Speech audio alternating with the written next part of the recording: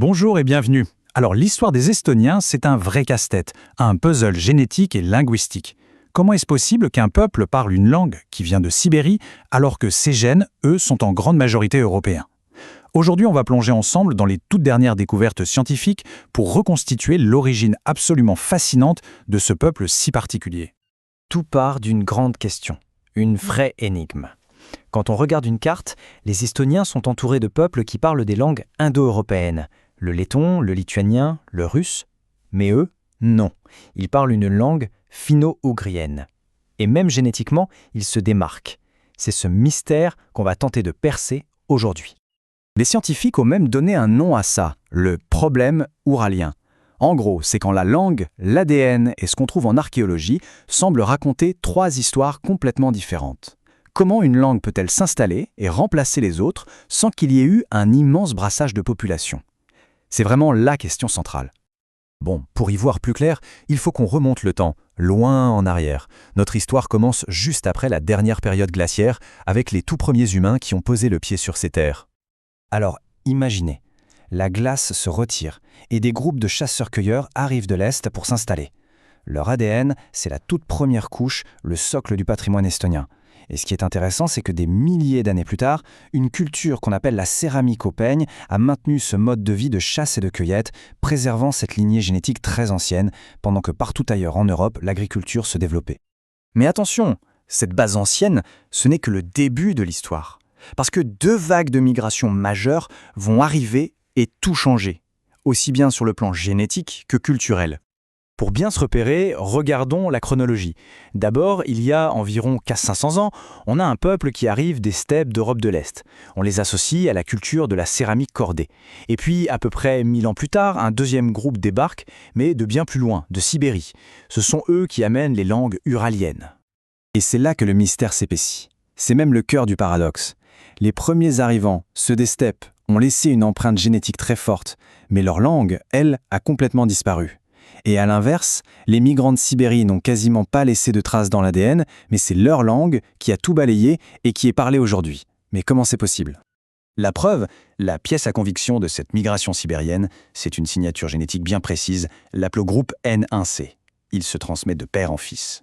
Et ce marqueur, qui est très rare dans le reste de l'Europe, eh bien il est hyper courant chez les Estoniens et les Finlandais. C'est ce qui les relie, sans l'ombre d'un doute, à des populations anciennes de Sibérie. C'est vraiment la pièce maîtresse du puzzle. Maintenant, faisons un zoom sur les gens qui sont nés de ce mélange, les tout premiers à parler une langue finno-ougrienne en Estonie, à l'âge du fer. C'était qui en fait? L'analyse de leur ADN nous a réservé une surprise. Malgré ce changement de langue radical, l'apport génétique venu de Sibérie était en fait tout petit. On parle de seulement 3 à 6% de leur génome total. C'est très peu. Tout le reste venait des couches plus anciennes, bien européennes. Grâce à l'archéologie, on peut un peu s'imaginer leur quotidien. Ils construisaient des tombes collectives en pierre, qu'on appelle des tarandes. Ils fabriquaient des poteries pour la vie de tous les jours et vivaient dans de grandes maisons longues en bois où cohabitaient la famille et les animaux.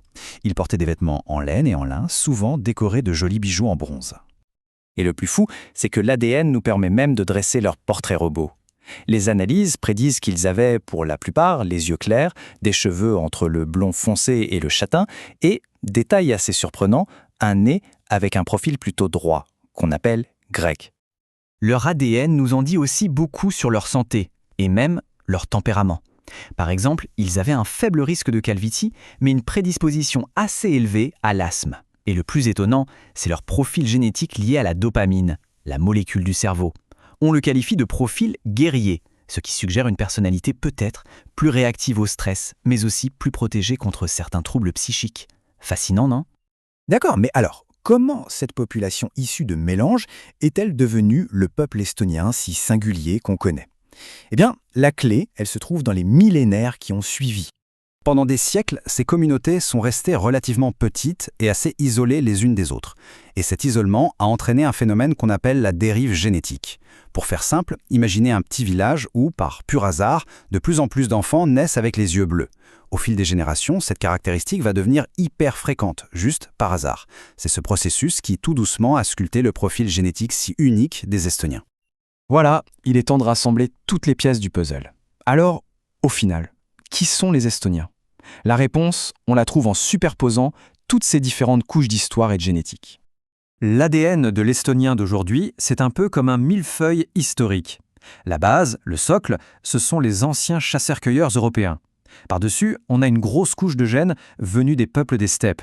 Et enfin, la dernière couche, plus fine mais absolument cruciale, c'est celle qui vient de Sibérie et qui a apporté la langue. Donc, ce qu'il faut vraiment retenir de tout ça, c'est que l'identité estonienne ne vient pas d'une source unique, d'un seul peuple originel.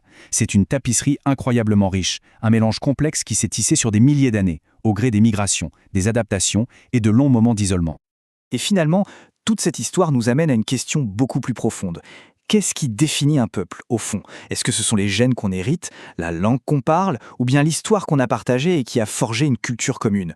L'exemple des Estoniens nous montre que la réponse est sûrement un peu des trois, dans une interaction complexe et passionnante.